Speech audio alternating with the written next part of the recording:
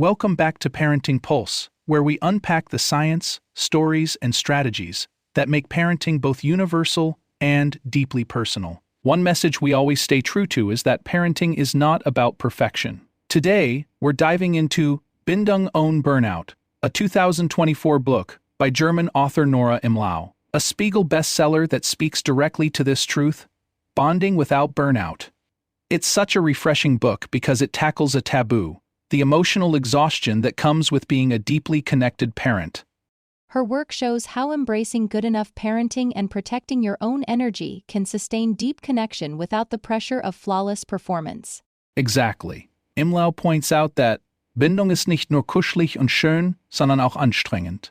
Attachment isn't just cozy and beautiful, it's also exhausting. She cites that about 1 in 5 mothers today is acutely burned out. Scary, right? Terrifying. But she doesn't just drop the stat and leave us crying. She guides parents through a reflection and practical strategies roadmap, so attachment parenting doesn't end in total exhaustion.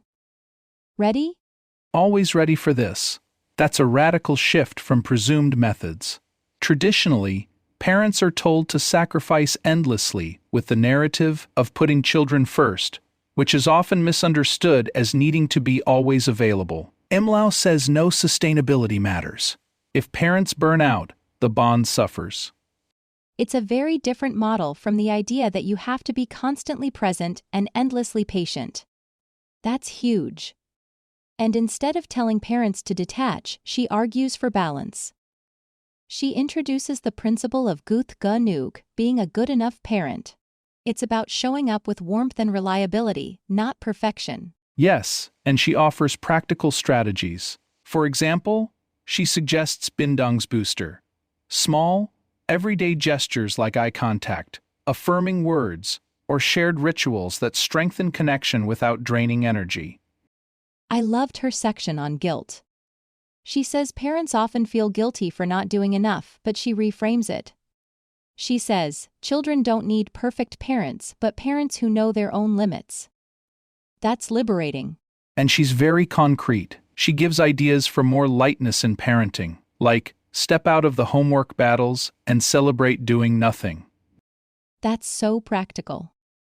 It's not about lowering standards, but about protecting parental energy so connection can thrive. And she even addresses modern stressors: climate anxiety, media overload, and relationship strain between parents. She argues that resilience in families comes from shared trust and realistic expectations, not from overextending ourselves. That's huge. So true. She describes how climate anxiety manifests as guilt, grief, or fear about the world children will inherit. This can lead to internal conflict, wanting to protect and nurture children while feeling powerless against global forces. The risk: climate anxiety is part of a broader mental load that includes emotion management, societal expectations, and digital overwhelm. Imlau argues that when parents internalize these fears without support or boundaries, they're more likely to burn out, even if they're deeply committed to gentle parenting. Rather than pathologizing these feelings, Imlau validates them. She encourages parents to name their fears, seek community, and practice good enough parenting, accepting imperfection as a form of resilience. Aha! Bindung ist belastbar, meaning attachment is resilient. Imlau reassures readers that strong bonds don't require perfection. Even in anxious times, connection can thrive through honesty and emotional presence. And she believes climate anxiety is less isolating when shared. Imlau highlights the power of parent circles, online forums, and activism as ways to transform fear into action and solidarity. She also gives concrete relief strategies. For example, step out of the homework battles and celebrate doing nothing. These tips encourage parents to drop unnecessary struggles and reclaim joy. That's what makes the book so refreshing. Instead of piling on more expectations, she helps parents let go of the ones that don't serve them. Let's go step by step. Step 1, she calls realistische Erwartungen. That is realistic expectations. There! Some German for you too. Good try. So, here she highlights to stop believing the social media spin that a good attached mom is available 24/7 with a smile. Nora says the biggest burnout trigger is the gap between our ideals and reality. Close the gap, in turn, lower the pressure. One of my personal experiences I will never forget is the time I was sick in bed and my 3-year-old tenderly took care of me. That is so sweet. Moments like that show how much they absorb from us. Empathy starts so early. Yeah. Now, on to step 2. Name your needs out loud. She literally teaches scripts. Mama needs 20 minutes alone right now. After that, I'll be there for you again. She says the kids survive, and you survive. My favorite, step 3.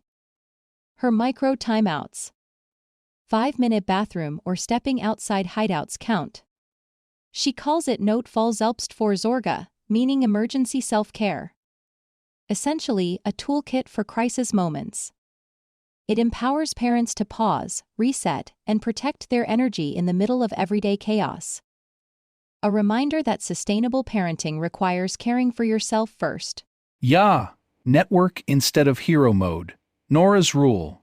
Every attached family needs at least 3 adults who can step in without drama.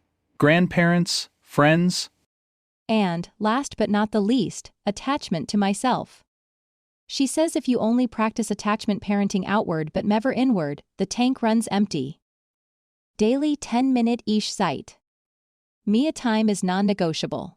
Nora believes attachment parenting and maternal mental health are not enemies unless we do it alone and perfectly. Do it imperfectly and in a village, and you get both. Close kids and a mom who's still standing. True. She highlights kids don't need perfect parents. They need attuned parents, people who notice emotions early and respond calmly.